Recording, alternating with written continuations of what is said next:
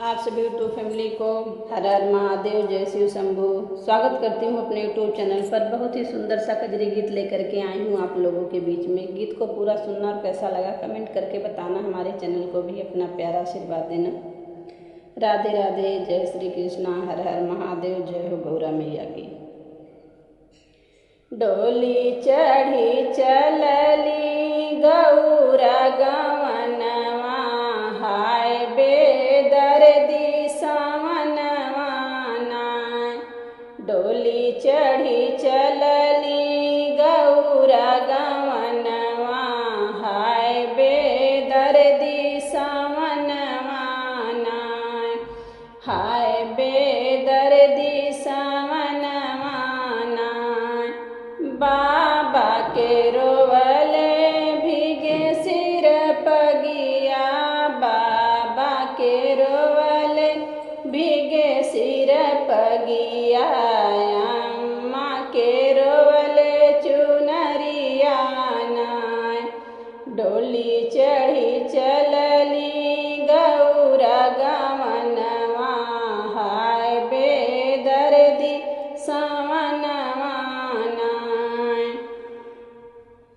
बाबा जे रोवल आंसुआ छुपाई, बाबा जे रोवल आंसुआ छुपाई। अम्मा बहावे गंगाधरवा नाय। डोलिया पकड़ी रोवे भैया बीरनवा, आजू मोरी गौरा भैलू सपनवा नाय। डोलिया पकड़ी रोवे भैया बीरनवा, आजू गौरा भैलू सपनवा नाय। भाभी खुश होई नाच अंगनवा, हाय बेदर्दी सावनवा नाय।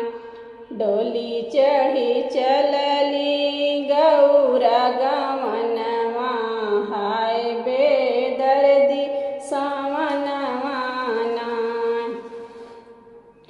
बाबा जे दिहल अन धन सोनवा, अम्मा देली लाल चुनरिया नाय।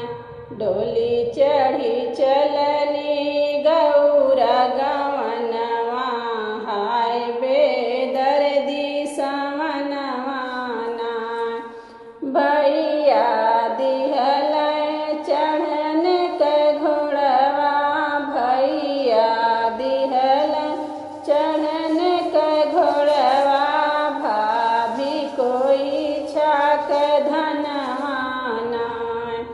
डोली चढ़ी चलली गौरा गवनवा, हाय बेदर्दी सावनवा नाय। चमकत जाला अन धन सोनवा, लहरत जाला चुनरिया नाय। दौड़त जाला भैया के घोड़वा, गड़त जाला कोई छाक धनवा नाय। दौड़त जाला भैया के घोड़वा, गड़त जाला कोई छाक धनवा नाय। डोली चढ़ी चलली गौरा गवनवा, हाय बेदर्दी सावनवा नाय।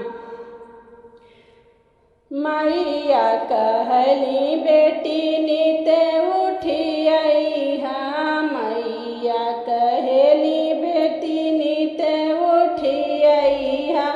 बाबा कहाँ छठ मसवा नाय।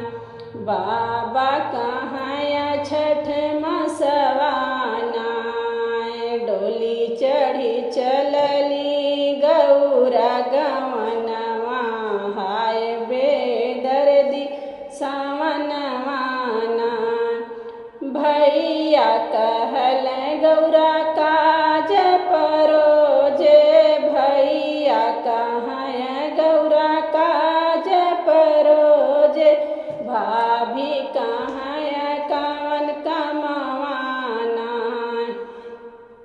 रोटिया तुहार ननदी कुकुरा बिलार खई है। रोटिया तुहार ननदी कुकुरा बिलारी खई है। गैलू घरवा के गरहनवाना हाय बेदर्दी सवनवाना। डोली चढ़ी चलली गौरा गम